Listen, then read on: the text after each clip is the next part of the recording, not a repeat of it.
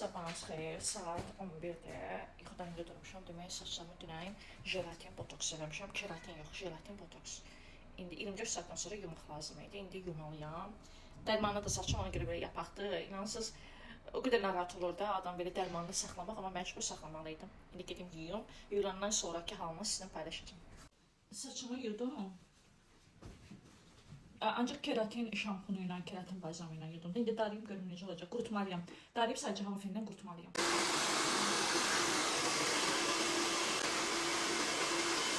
Saçım belədir, göstərim sizə. Baxın.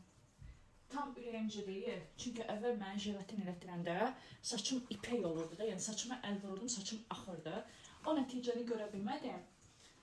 Bilmirəm, saçımız zamanla yıpranır, o qədər çoldaşır, ya nəsə olur, artıq o əvvəlki kimi nəticəni əldə edə bilmirik, bilmirəm. O qədər də ürəyimcə olmadı. Yəni, nə bilim, ürəyimcə deyil, qəti şəkildə.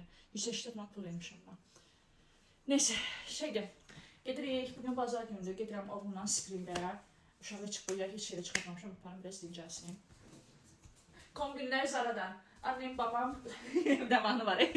Bu arada, effektlə çəkəndə niyə biri kök görsənir? Mən kök deyirəm ha, yəni 55 kiloyam hal-hazırda, amma effektlə çəkəndə, normal kamerayla çəkəndə kök görsənmir. Amma belə effektlə çəkəndə üzümdə yekə görsənir, bədənimdə yekə görsənir. Yəni kök deyirəm, belə sizi zəhləm gedir köklükdən.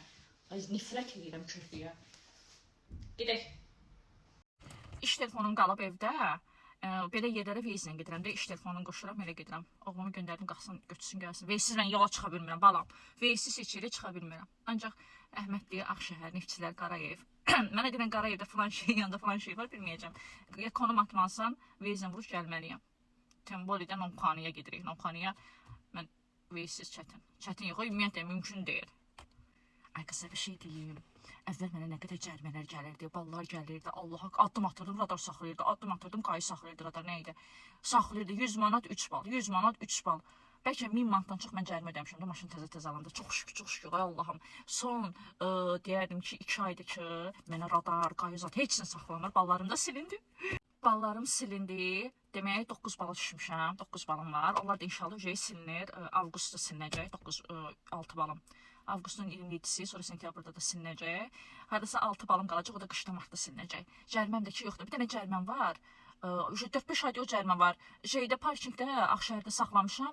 Saxladığım halda gəlib 20 manat cərimə yazıb ki, o deyir çərçivənin içində düz saxlamalısınız, təkəri çıxıb çərçivədən qırağa, başıma xeyir.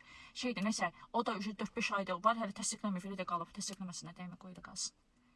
Frisi deyil. 6.90'lıq menü var ya sizdə, içində frisi.